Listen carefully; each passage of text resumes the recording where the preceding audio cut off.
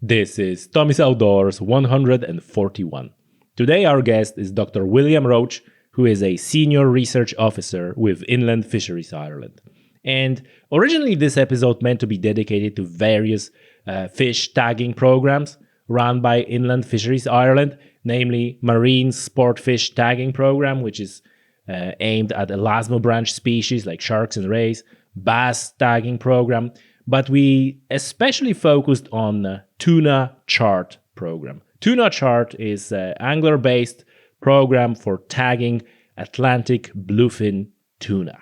Atlantic bluefin tuna, as you might know, is an iconic game fish, and unfortunately, it also has a huge economic value. I wrote a piece for my newsletter about the demise of Atlantic bluefin tuna and apparent recovery.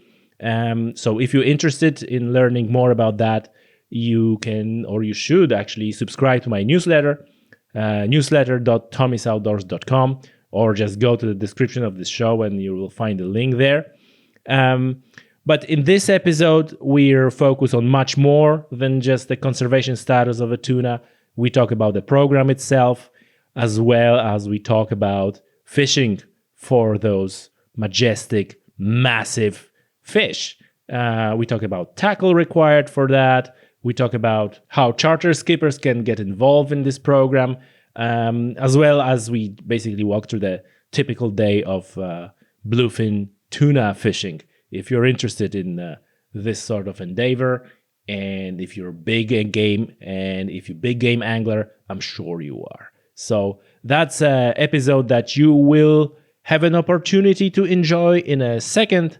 And I'm just going to remind you again to subscribe to my newsletter, newsletter.tommysoutdoors.com. You will be notified about all the new episodes of the podcast, as well as enjoy some additional content, like in this case, this article about bluefin tuna. All right, so that's it for this introduction. And folks, now without any further delay, Dr. William Roche and Tuna CHART program. William, welcome to the show. Thank you, Tommy. Great to have you. I want to talk to you for quite a while. This podcast is coming for quite a while. We met at the closure event at Marine Project, and we had a brief conversation. So I'm just going to jump right into this and ask a question. What is the importance of anglers for conservation, for research? Are they important at all? And that's obviously tongue-in-cheek because people know my opinion about it, but I want to hear like straight from you. I think anglers are extremely important. Anglers spend a lot of time in nature, observing as they catch their fish. They're enjoying their experience, but they're seeing things that maybe others might not see. They're spending hours on the water, be it in fresh water or in the marine environment. And they have a function then in terms of maybe relating stories to individuals they meet or to officers in different agencies, and also in recording their fish. And I'd like to see scientists, or rather anglers, in a citizen science role, if you like, in that they are very observant. They care about their fish and about the continuity of their fishing into the future, and possibly for their children and grandchildren. And in that sense, we've several projects ongoing that help us to collect information through anglers for the sustainability of stocks, which is so important. We can't keep taking fish without being aware of our responsibilities as anglers. You folks, Inland Fisheries Ireland, you had this survey with anglers where they were comparing how the fishing used to be and how it is now. Are the results already in of that survey? Yes, that's been published. That was a study conducted to look at anglers' local environmental knowledge, LEK as it's so called, and to try and capture that and convert it into meaningful, compare it with the commercial statistics and see how it tracked or otherwise our kind of observations based on the commercial data in regards to certain stocks. So we were able to collect that over a very large study, actually. It was, I think, 1,200 people responded. No. And that allowed us then to analyse in detail. My colleague, Sam Shepherd, was the lead on this. He also works with IFI. And it was his concept. And we rolled it out to sea anglers. And we were very, very pleased with the results, in that they certainly, anglers' perceptions, we were able to catalogue them in a particular type of format. And we were able to track the stock declines in some instances, or stability in others. And it was extremely revealing. And we felt it was a great way to mobilize information in a scientific format. Well, that's and what were the overall? What were the results? The decline, I presume, overall. For some species, it tracked whiting and cod and pollock. I think were the three species. I can't remember off the top of my head, but what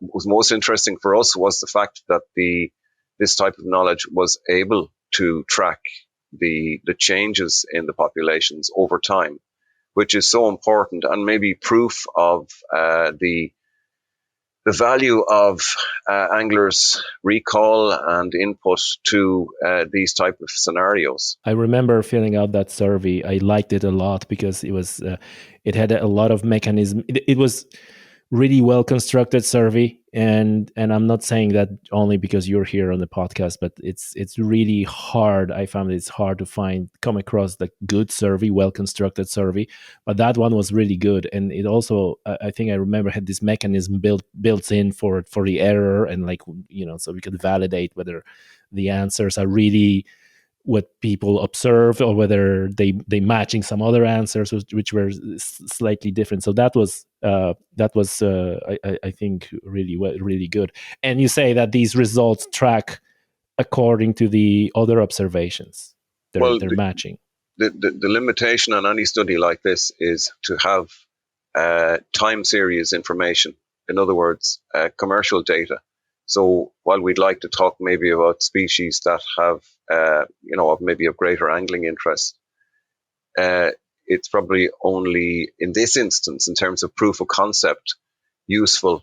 It's not only useful, it was necessary to include species that are caught commercially, because there are data for those, and we could compare the angler data, which we try to construct to make it as simple as possible, and to, in terms of angler concepts and what would be indicators, if you like, for anglers, and also would work as indicators for ourselves. So it was important to include those. But again, the data had to be comparable with an existing time series data set, which was the commercial data. Right, I'm glad to hear that, and we're gonna move now to the tagging programs, which are also angler driven, particularly two, one with a bluefin tuna, and then on sharks. But then, before we go into more details on that,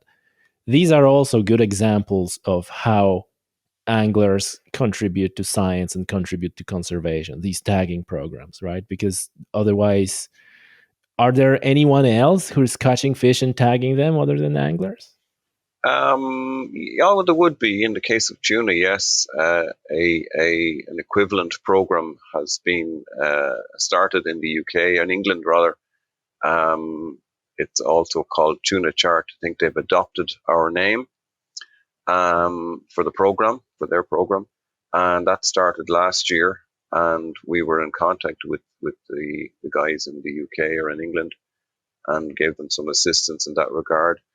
So certainly with tuna, yes. And then the Tuna CHART program, as it's known, has been in existence for 4 years, but it's part of a wider program which is managed by ICAT, which is the International Conservation of Atlantic Tuna. And they have a long-running program which we're now part of, with a number of other departments and agencies in Ireland, and we're rolling that out under license, if you will, from ICAT.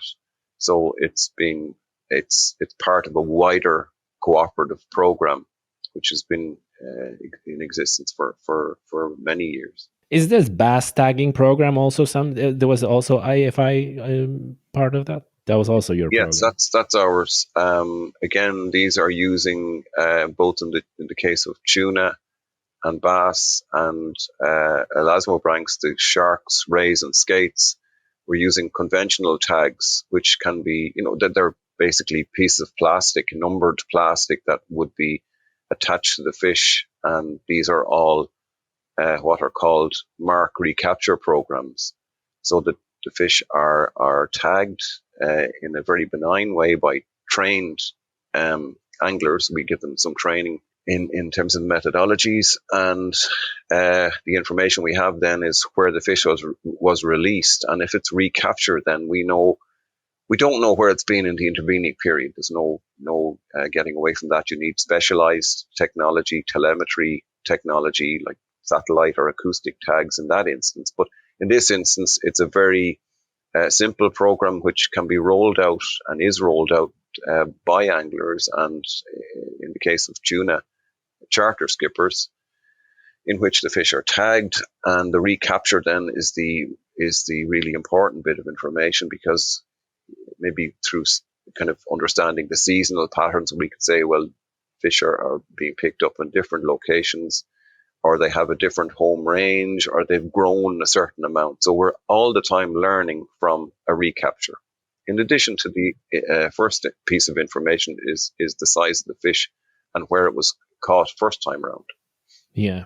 I remember my buddy got the email that the bass that he tagged got recaptured, and he was so happy. He was elated for like 2 days. It's like, oh, they caught that bass again, and it was great.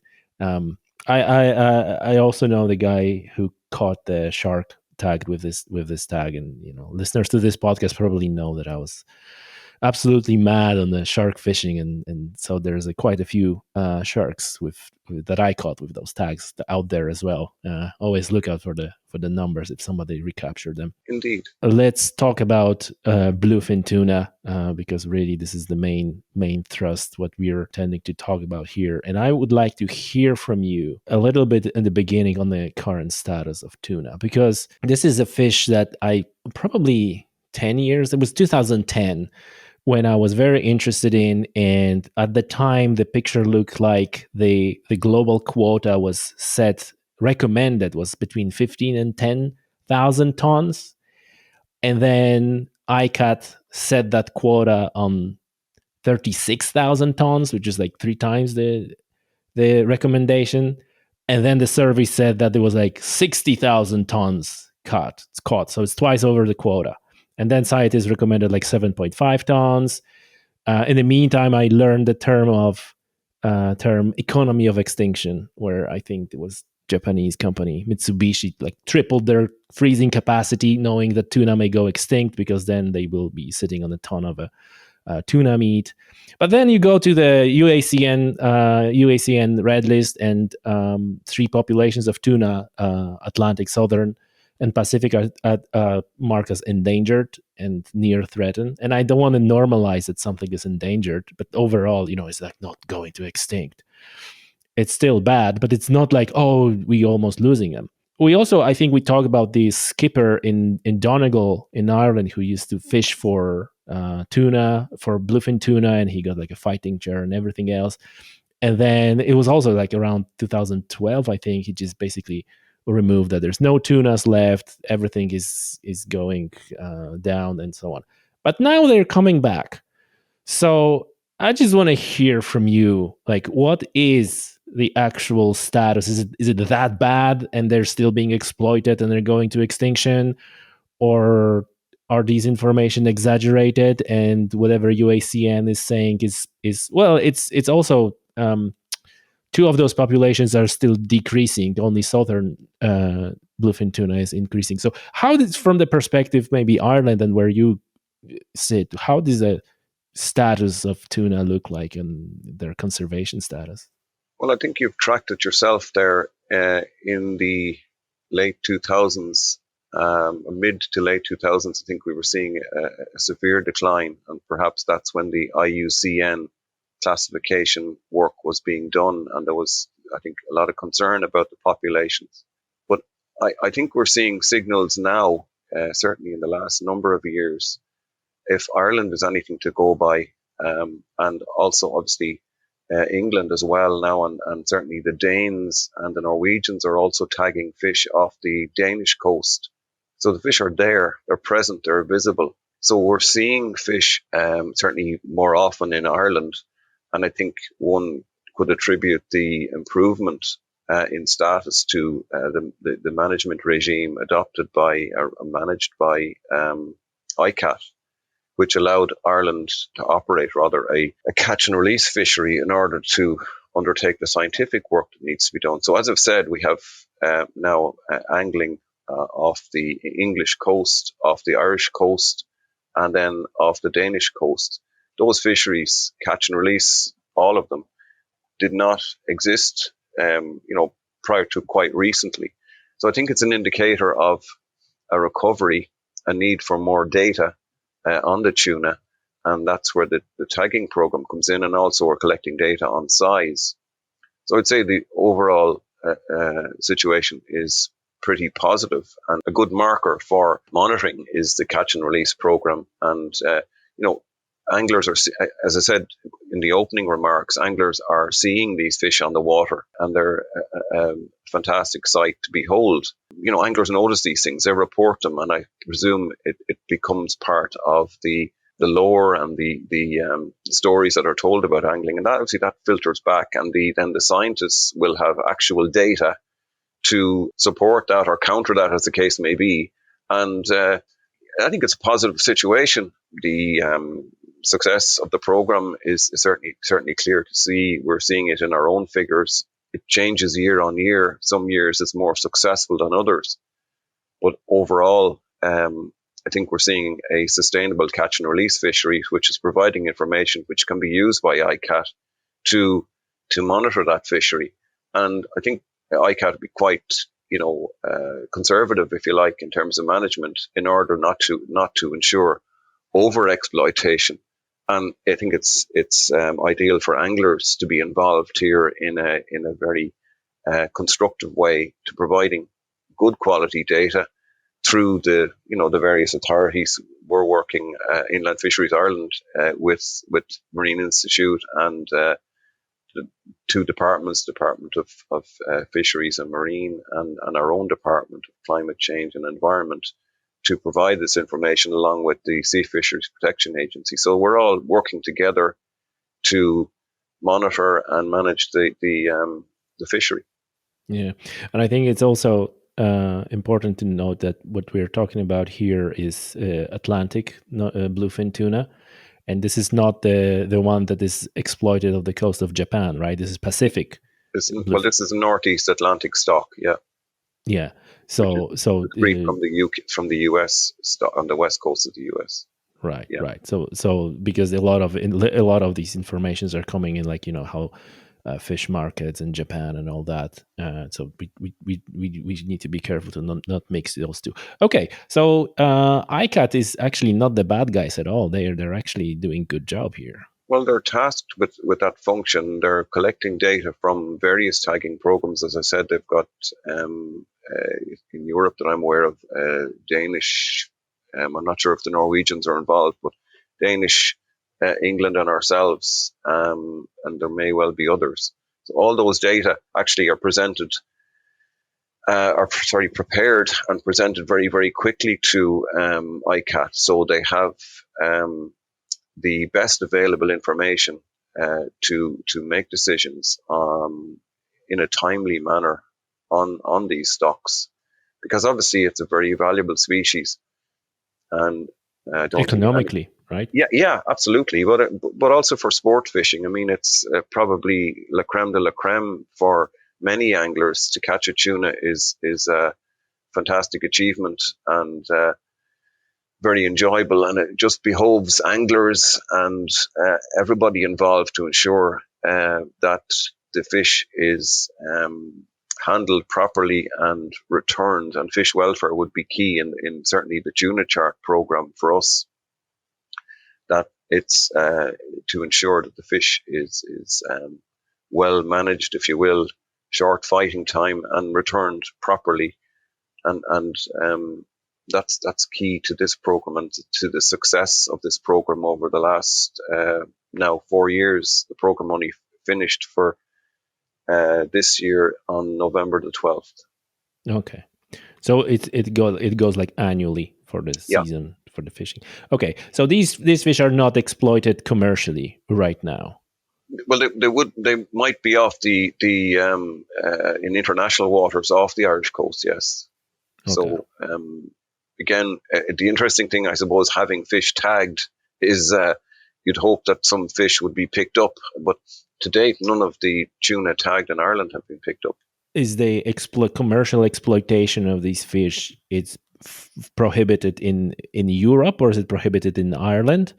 So who will catch them as a commercial fishing fleet in the international waters? Will they be Japanese? Well, there would be some exploitation in European waters as well, but I'm just saying off the Irish coast, it would be outside of Irish waters or outside of EU waters for international exploitation. There are quotas, as you mentioned earlier, for European member states.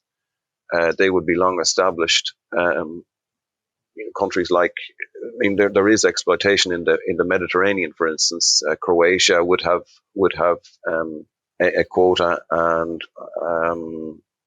probably, I'm not sure about the other countries. I'd be speaking out of turn, but there are quotas for various member states. They're long established, and there's historical track records there which would establish the fisheries for those countries. And Ireland enjoys a quota, but it's for bycatch only, and it's part of the albacore quota. So a small percentage of that is allowed for bycatch, but that's all. There's no commercial fishery for tuna in Irish waters. Okay, gotcha.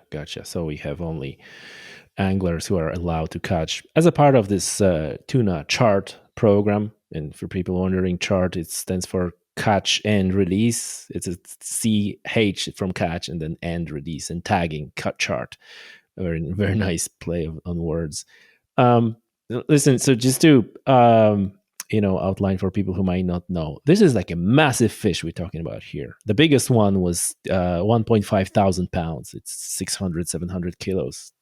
Yeah, right. That was taken. Yeah, the Irish record taken on rod and line at a time when landing was permitted, maybe kind of on a small scale. But do recall that while we had maybe back in the early days in the 1960s, I think a hope that bluefin tuna would become part of our marine recreational fishery fauna, so to speak. It took many years to realize it. It was approximately in I think around about the year 2000 that tuna bluefin would have come to the fore in the Donegal area, and some of the pioneers decided to attempt to catch one. Maybe, I don't know whether they had seen the fish on the water, but they were successful. There was a small number caught, and there was fish caught then in the 2000s. And then the population, as we said earlier, seemed to go to the wall. And but we've had the recovery since in the last, let's say, 5-7 years. Again, good management comes to play here. The Mediterranean stock is considered part of the Northeast Atlantic stock as well, which we would be exploiting. So they're all the one. And so we've had this presence and a sustained presence of tuna in Irish waters now for a number of years in the last 5, and that again provides the opportunity for anglers to enjoy being part of, enjoy catching one, and then in turn being part of what maybe keen to emphasize is a citizen science type program. Without the skippers, of which there's up to 25 might be authorized to fish for these fish. Without them and without their anglers, we would have no data, because obviously it would be impossible for me and for staff in IFI and the other agencies I mentioned earlier to go out and try and sample for these fish and to tag them. It just to be a huge operation. So I suppose it's a mutually beneficial operation to provide an angling challenge, to collect information, and to provide information on stocks to the managers at ICAT. Yeah, wow, that's like I remember the first report about bluefin tuna showing up at the Irish waters. I couldn't believe it. It's like, wow, did you see that? And they're just messaging my buddies, and I was like, look at that. Are they coming back? We didn't know whether they're coming back at the time or it's like a once off. And then they start showing up more often. And then I heard about this program. William, tell me how charter skippers can they enroll to this program, or is it like you already have a pool of charter skippers who met certain criteria to be part of it? Like, how does that work? Every year we advertise that the Tuna CHART scheme program will operate again in that year, and we invite charter skippers to apply for an authorization, and then they are it's a clean slate every year. We start from scratch, and then there's a review, and skippers that have the knowledge and that will kind of get the correct equipment. They're obliged to provide particular equipment in terms of rods and reels. They have to be of a certain standard to ensure that the fish and fish welfare is uppermost in our mind, but to ensure the fish is brought alongside as quickly as possible and in excellent condition, to allow for measuring and tagging in the water. And that's key again, in order to ensure that the fish is top quality and released quickly with a minimal amount of handling. So the skippers are obviously strategically located as well. It's bluefin tuna present on the west coast, maybe from Malin Head right down to the southwest, and then east as far as maybe Kilmore Quay. I'm told that tuna have been observed in the Irish Sea, but again, I suppose the skippers will have to anybody on the east coast would have to apply, maybe feel that it would be worth their while on the basis of what they might have observed at sea to try for bluefin tuna under this scheme, which is the only way for anglers to catch fish in Irish waters, these particularly magnificent fish. Do they have to commit to certain number of tuna fishing trips in a time of in a year, in a season? No, we're realistic here. Going to sea is expensive, and we have no. We don't set a particular threshold value for numbers of trips. We want to collect data. Obviously, skippers have to be able to survive in a business like this, which is, it's challenging at times. It's with the price of fuel and insurance and all the other factors that kind of contribute to the significant cost of running a charter vessel. So obviously we'd like to encourage them to go out, but there's no point in going if they're not seeing fish and they don't have clients who are willing to pay to attempt to catch tuna. Well, there's little point in going out. Although, having said that, some of the guys are extremely interested and will fund their own survey, if you like, to try for tuna. So they're very well invested here.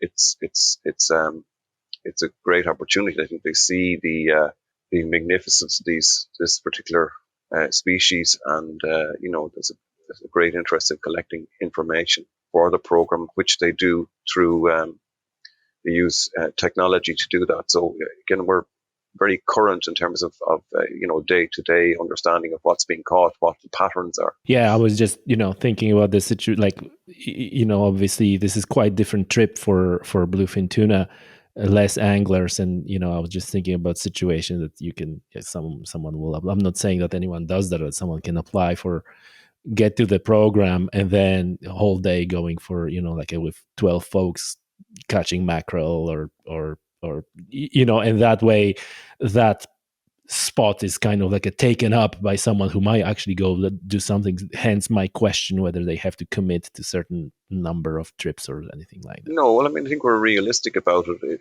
It is it's a matter of tailoring your business against the data side. It's they obviously run their businesses. They do the ground fishing or shark fishing or whatever the client wants to do. They have to run that business as well alongside this particular business.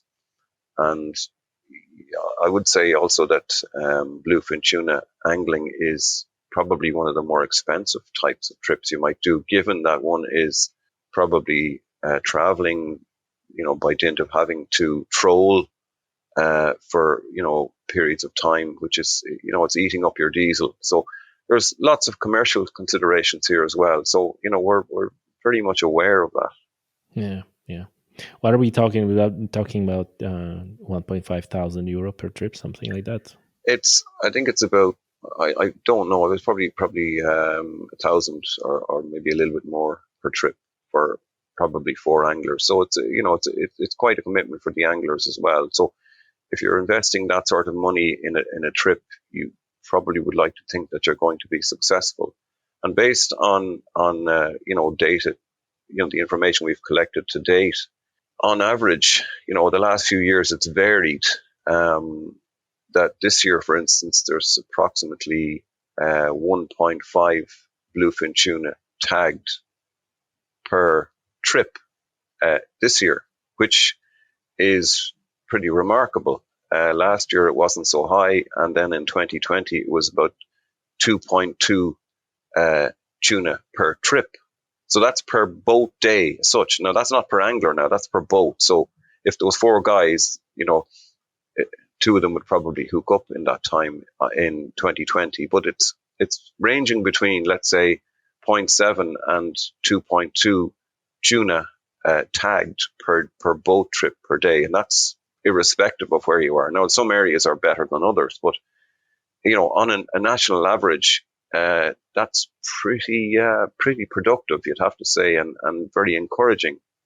And the other point here is that in Irish waters, I think the same is true for the Danes. The fish are presenting quite close to shore, relatively speaking. So Donegal Bay, you probably would be aware of, but also off the south coast.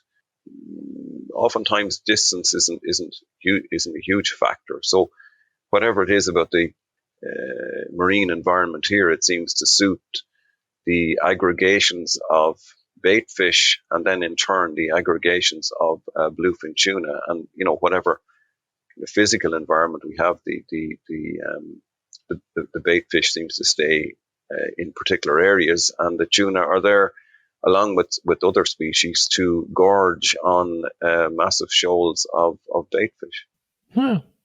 That's interesting.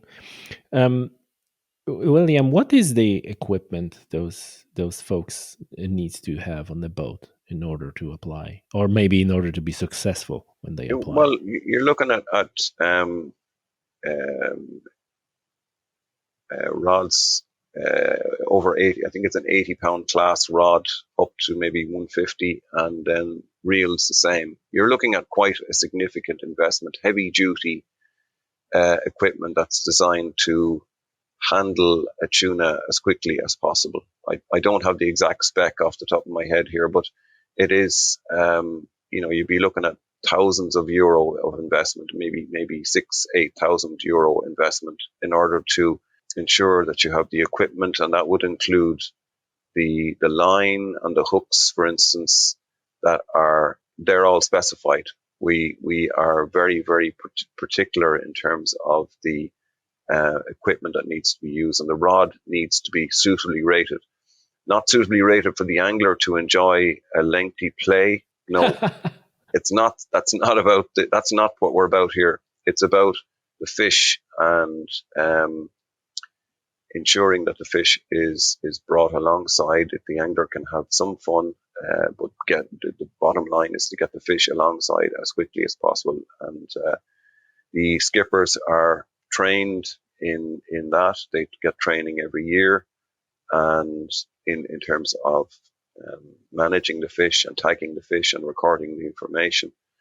So the program is designed to ensure that the fish is well handled and that fish welfare is uppermost in our mind. It's not taken out of the water. I don't know, how would you take out of the water fish this big? But anyway, well, some skippers might have a door in the gunnel that can allow for that, but we don't. It's just not. It's not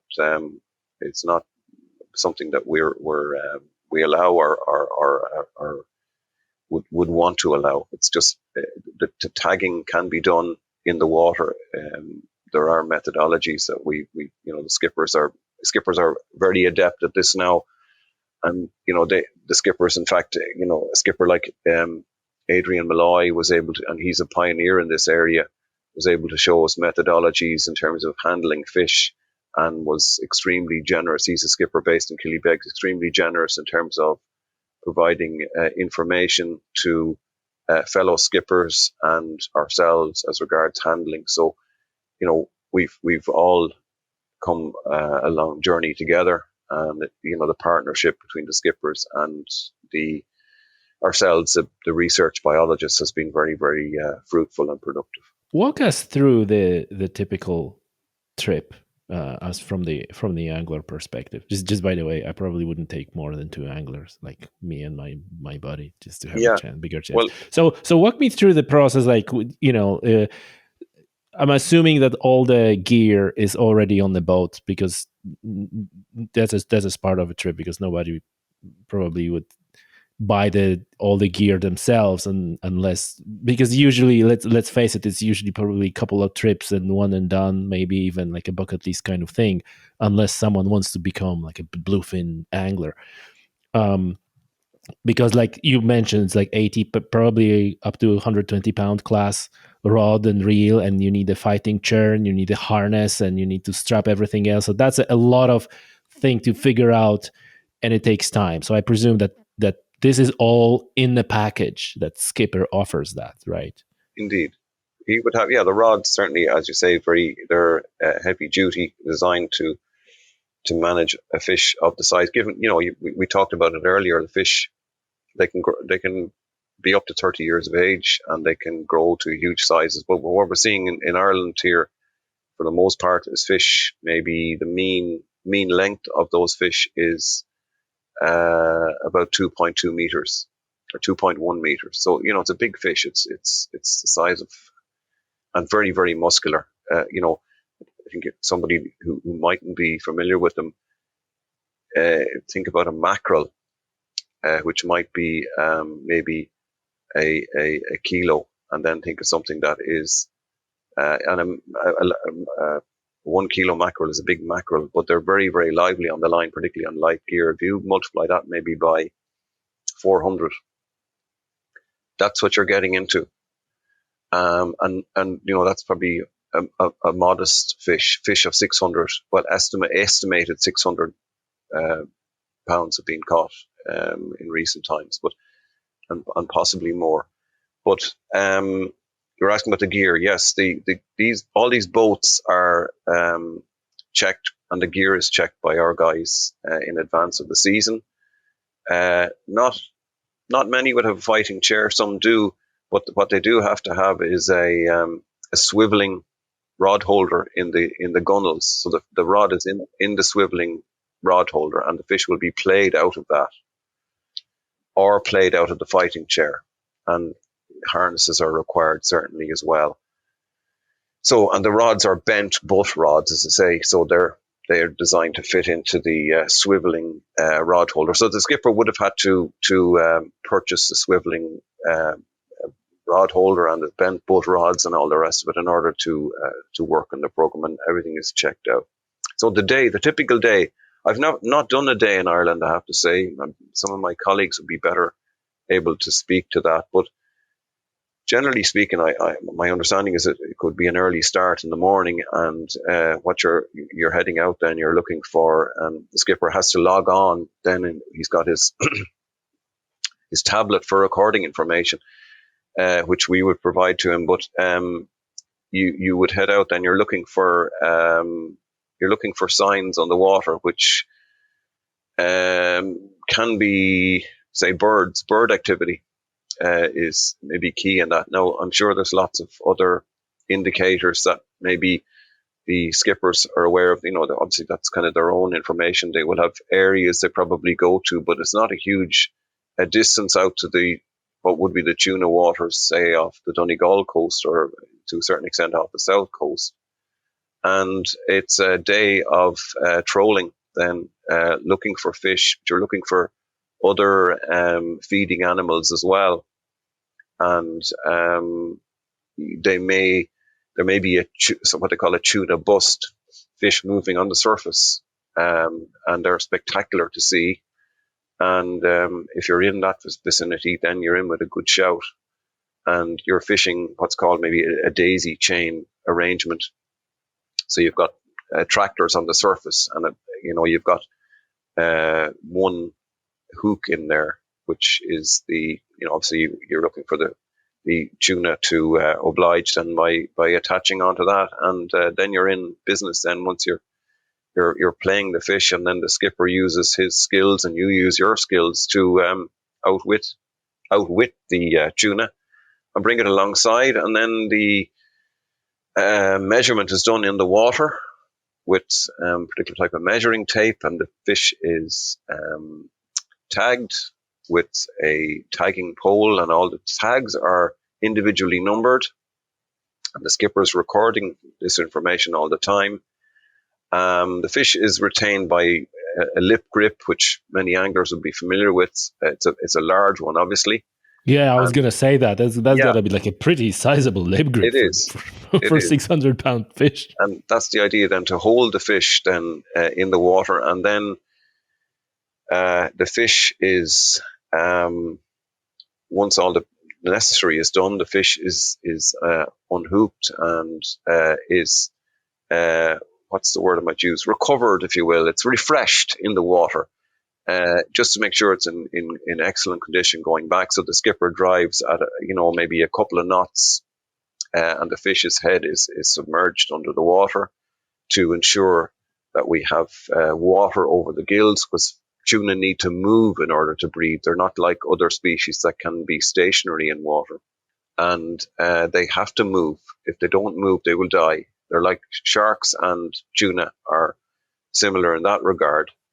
I thought that all the fish that has a skeletal gill covers don't have to move, but they do have a bony gill covers, right? So, but they still can't move water through the gills, even though they have to move themselves. That's one of the key differences in tuna and sharks from maybe other species. Whereas you see, if you're passing over a bridge, I'm sure you, like me, you look over and see a trout just sitting there in the water.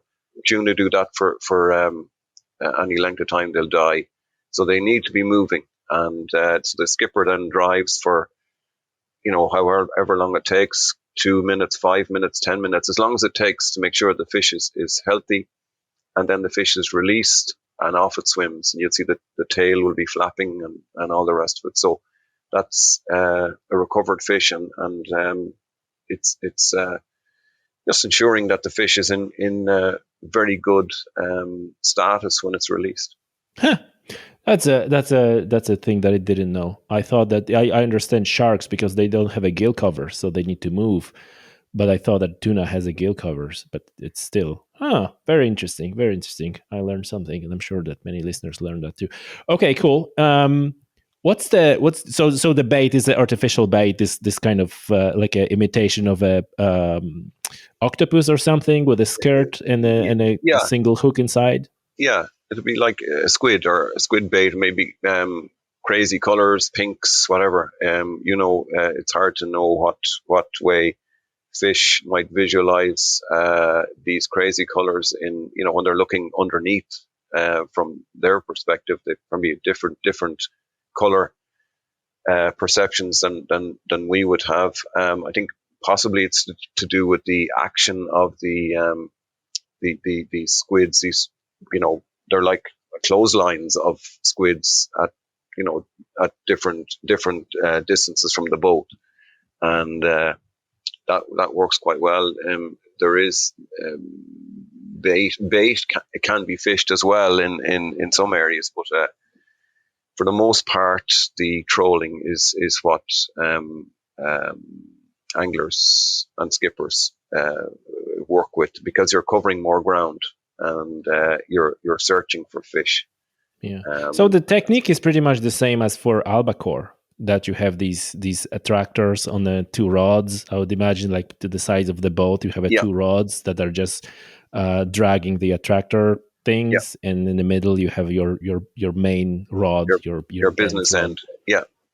So you're two like outriggers, such.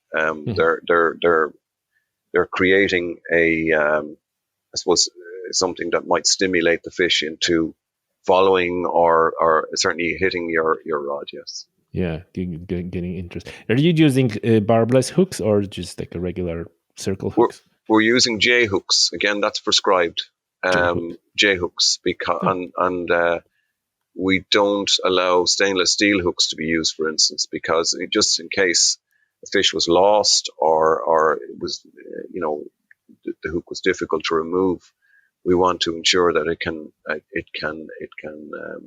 rust away. It won't take a short amount of time for it to rust away. So it's J hooks is what what skippers must use. Okay. Why not circle hooks? Are they not, I always thought that the circle hooks are much safer for the fish because it always catches them in the corner of the mouth and so on. I think it may be to do with the trade-off between circle hooks for bait. Oftentimes, I think is the kind of the gig, whereas with trolling, the J hook is the job. It works well. Again, that's based on advice from our skippers as well, so they have that experience. I mean, as it stands, there has been 1,500 tuna tagged in this program since it started. Wow, 1,500 since it started in 2019. Wow, that's a lot of fish. Yeah. And you see that program will continue is it, do you have like a stop date, or is it like you make a decision every year after year whether to renew it for a next season, or like how does that work? Well, I suppose when we started in 2019, there was some uncertainty, which was challenging for everybody. Skippers having to invest, etc.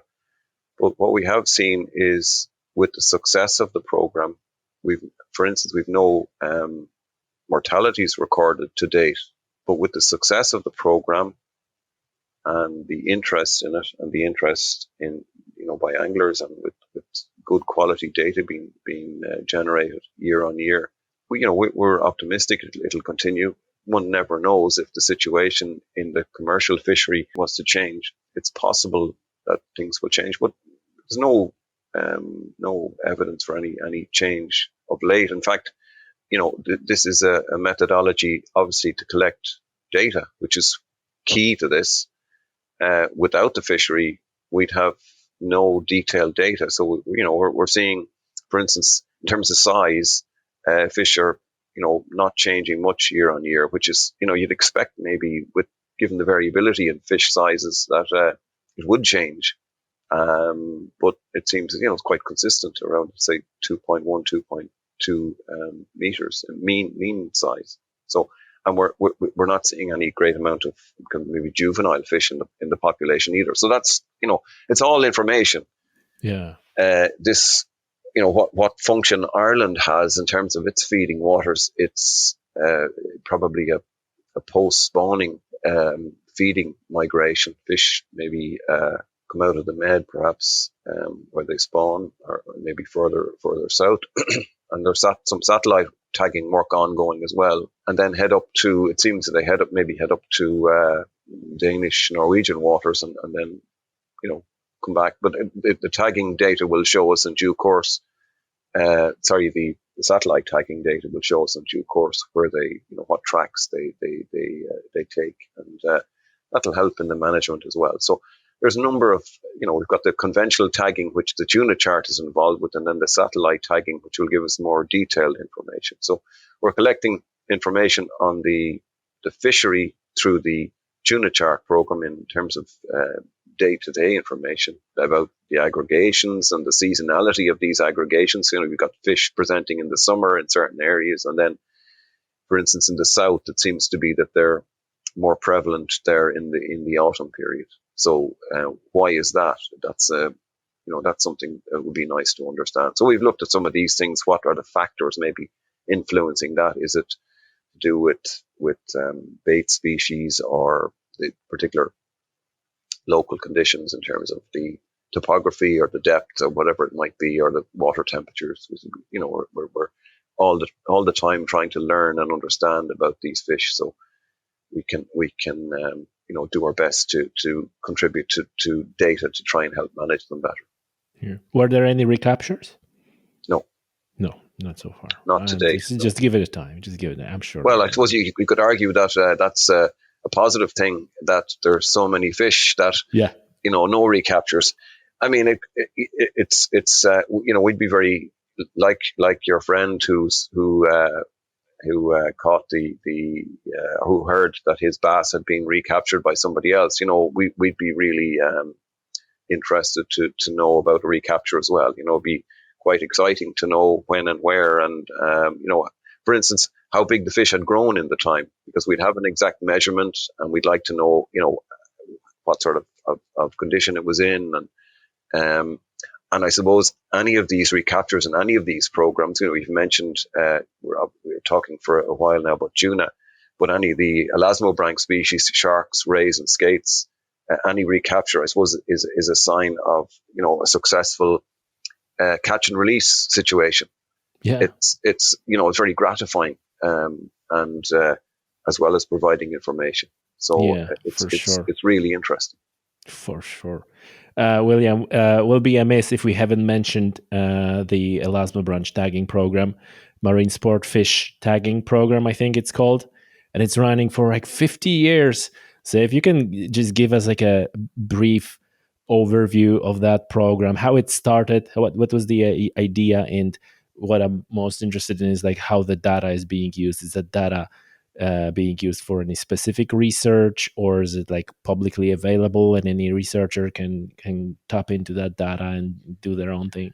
Okay, well, I feel very privileged that before my time, my predecessors, if we think back to the 1970s, I work with Inland Fisheries Ireland, and maybe it seems odd that we are working on marine species, but we have obviously the brief everybody will probably be familiar with. We're responsible for the protection, management, and conservation of the inland fisheries resource, and we have a staff of about 300 people. But also part of our role is around, and we have responsibility for the sea angling resource. So that's part of our brief as well. Mightn't be kind of obvious from the name. So in that, then we have a marine sports fish research unit. So before my time, my colleagues, I suppose we're in a scenario where we knew little, or they knew little, about our marine species. and particularly those elasmobranchs. Bass would have been a big focus, but there was, at the time, there was maybe a lack of knowledge about skates, rays, sharks. You can take that from dogfish right up to taupe, and then on to more of the larger sharks like blue shark in particular, which is a very popular angling species.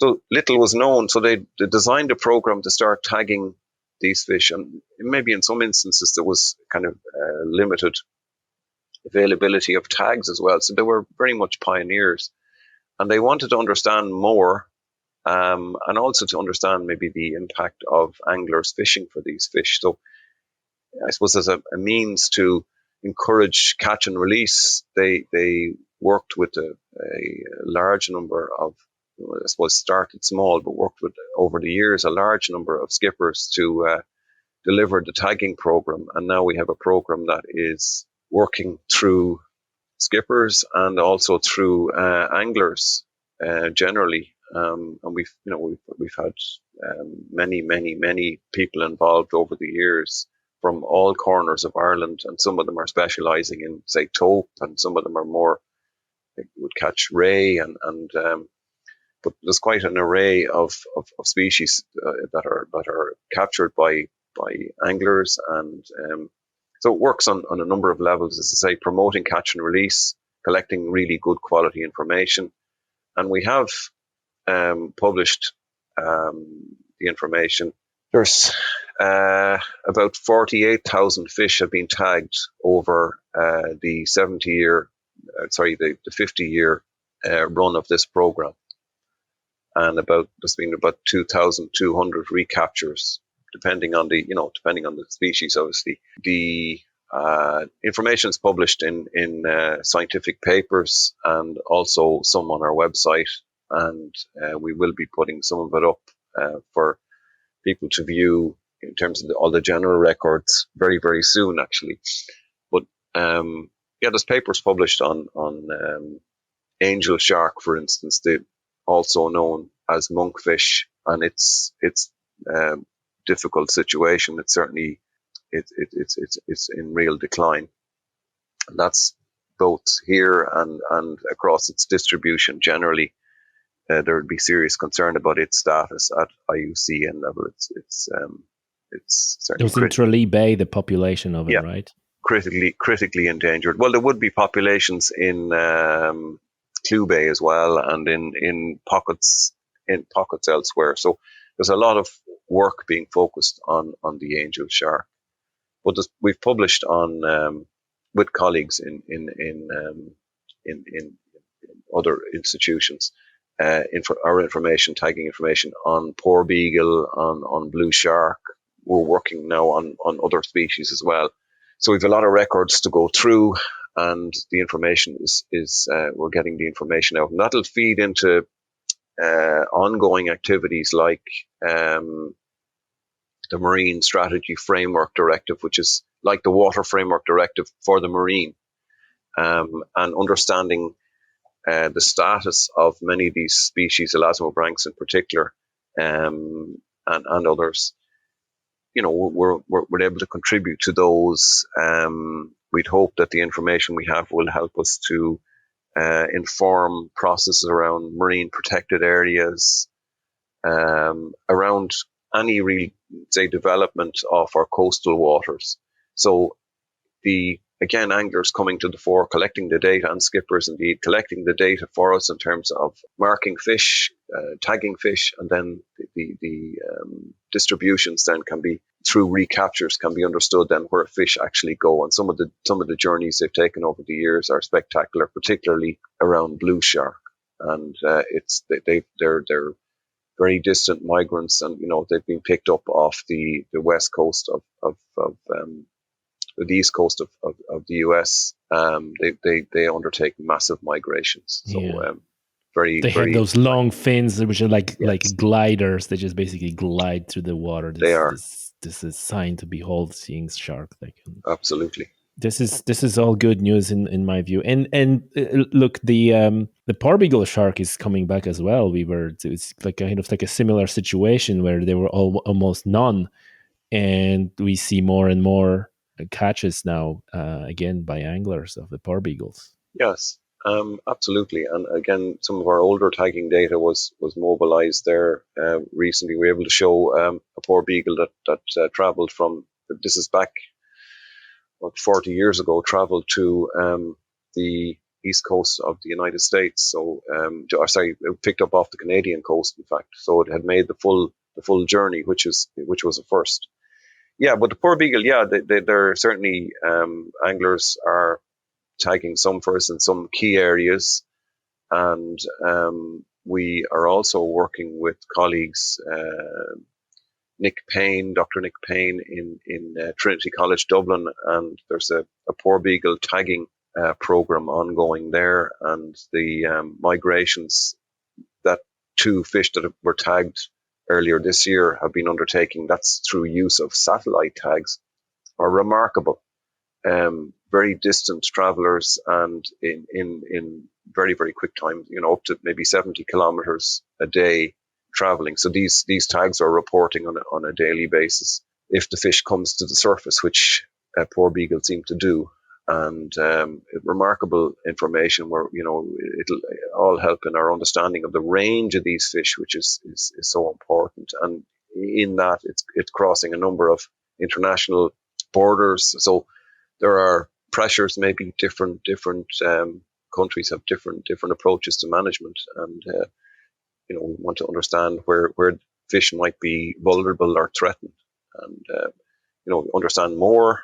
You have a better chance of managing them for conservation purposes then. Yeah, that porbeagle tagging program you mentioned, are they still the same yellow tags for other sharks, or is it just a different kind of program? Well, our own program is the 48,000 fish that have been tagged since the 70s would have used conventional tags, so-called the pieces of plastic, numbered plastic. So they were yellow tags. Yes, they would have been the standard tag for sharks in particular. So for larger Elasmobranchs, the yellow roto tag, or jumbo tag, I should say, was what we were using. Very, very visible. But those tags aren't being manufactured anymore. Oh. Yeah. So we've moved now to using a dart tag, which is a plastic tipped tag, which is inserted into the fish. So it just needs to catch on to the superstructure of the fish, if you like, and it'll be retained then. So it's a neater job, so to speak. And we're migrating to that program now. So we're moving away from the jumbo tag, the yellow tag, to the dart tag. Oh, okay, that's good. That's good to hear, because those jumbo tags sometimes was a little bit fiddly when you put it in this special tool, and the tip sometimes bent, and you had to do it second. Okay, listen, William, we're gonna be wrapping this thing up. Overall, I would just want to come back for a second to Bluefin Tuna, because this is like a main star of this program. Do you see in the future, how do you see the future of these fish, this fishery playing out? Do you see that at some point we might be able to, open this Bluefin Tuna fishery for everybody, like sharks are, that you basically any skipper can decide to go after tuna? Do you see this happening, and do you see any trends that would be leading that way, or do you say like no, not so fast? It's only early days. I don't at the moment. I suppose the issue here is we have a program that's been ongoing for 4 years. The scenario is that we have it's working well, and it's quite self-contained. There's a limited number of skippers involved. Those that have shown any interest, I suppose. The issues, I suppose, are around conservation and protection in the fishery like that. It's quite a challenge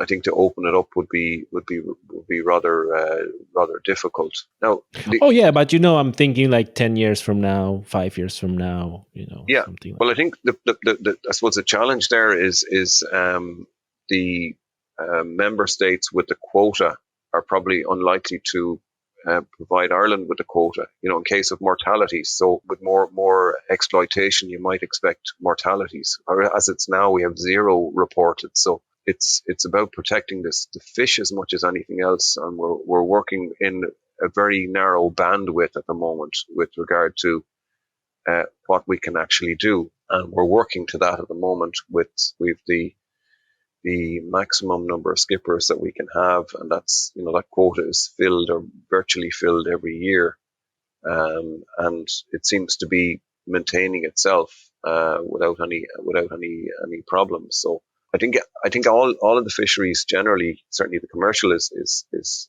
across Europe, will be closely controlled. The angler fishery or the recreational fishery is certainly controlled tightly here in states which don't have a quota, and probably quota is key to this. William, listen, thank you so much for providing us with all this information. It was very educational. We learned a lot. I learned a lot.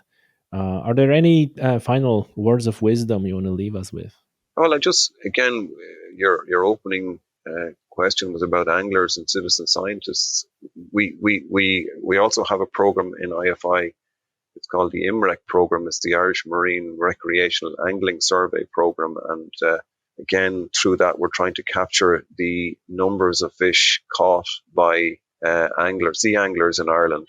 That's open to everybody. We have a survey ongoing. We've people around, checking in different shore marks and small boat anglers, and we have a separate scheme for charter skippers. We're trying to capture, say, the catch of certain species of fish, and in order to be able to, again, kind of deal with the sustainability aspect and the management aspect, and we'd like to kind of invite more anglers to come on board through our voluntary angler diary scheme, which is a scheme whereby you have an app, so to speak, that you can populate with your own information, and then would come to us about the fish you're catching and where. That's totally your information. We wouldn't be. It's all anonymized in terms of reporting. We just want to know the species and the sizes, etc., and the successes you're having, and the failures as well. Indeed, if you have a day you catch nothing, which can happen, that information then is